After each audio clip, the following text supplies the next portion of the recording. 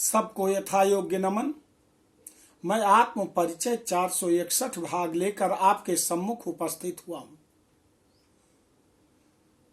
श्रीमद् देवी भागवत महापुराण के त्रयोदश अध्याय में श्लोक संख्या 88 से आपके सम्मुख प्रस्तुत करने जा रहा हूं। इसमें पितामह ब्रह्मदेव के द्वारा हिमालय राज को गंगा के पूर्व जन्म की बात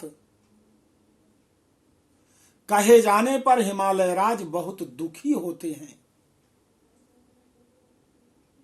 उनकी आंखों में आंसू आ जाते हैं और अंततो गत्वा उन्होंने सोच लिया कि ब्रह्मा जी को मुझे अपनी पुत्री को देना होगा। इस प्रसंग को यहाँ उपस्थित किया गया है। सर्वप्रथम शंख ध्वनि।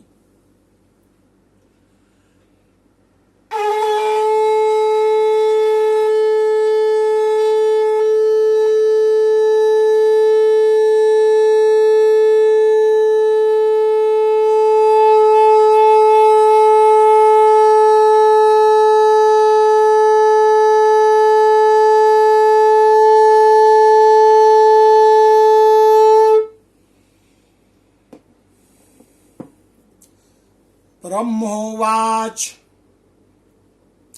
महेशाय समर्पयु प्रापस्यामो निर्वृत्तिं पराम या देवी पूर्ण भावेन भविष्यते परासुता ताम त्वमेव महेशाय संप्रदास्यसि सादरम् एनाम देहि त्विमां नीत्वा ददामा शंभवे शिरे। हिमालय उवाच कन्याया न पितुर्गृहे स्थितिर्भवति शाश्वती प्रार्थाय भवेत् कन्या न शोकीया कदाचन जानाम्येवं बहुविधं तथापि मम चेतसि गंगा विरहजं दुःखं दुस्सहं संभविष्यति। श्री महादेव उवाच एवमुक्त्वा गिरिश्रेष्ठा साश्रुपूर्ण विलोचनः रुरोद बहुधा गंगां क्रोधे कृत्वा महामती। गंगा प्रापितस्त्वं तु त्यज शोकं कृते मम प्रयच्छ ब्राह्मणे चास्मै यास्यै स्वर्गं तु साम्प्रतम् नाहं तौ विदूरस्था नामे दूरस्थितो भवान् त्वं भक्तो भक्तिगाम्यमहं सदैव निकटे स्थिता। एवमुक्त्वा तु पितरं प्रणम्य गिरिनंदनी ब्राह्मणो निकटं प्रायाद गन्तुं भूतपतिम्। श्री महाभागवते महापुराणे श्री महादेव नारद संवादे गंगा गमनम नाम त्रयोदशो अध्यायः। बोलो आदि शक्ति माता जगदम्बा माता गंगा की जय। जो जगदम्बा ब्रह्मा जी कहते हैं,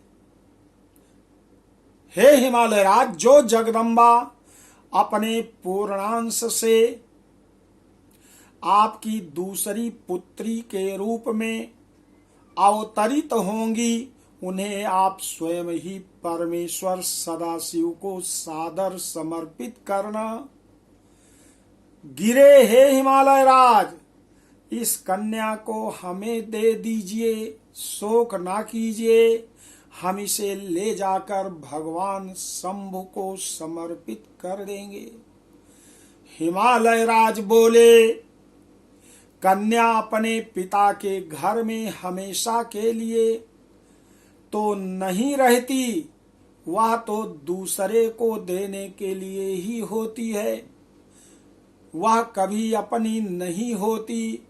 इस बात को ब्रह्मदेव मैं अच्छी तरह से समझता हूँ, फिर भी गंगा के जाने का मेरे मन में असहनीय दुख हो रहा है।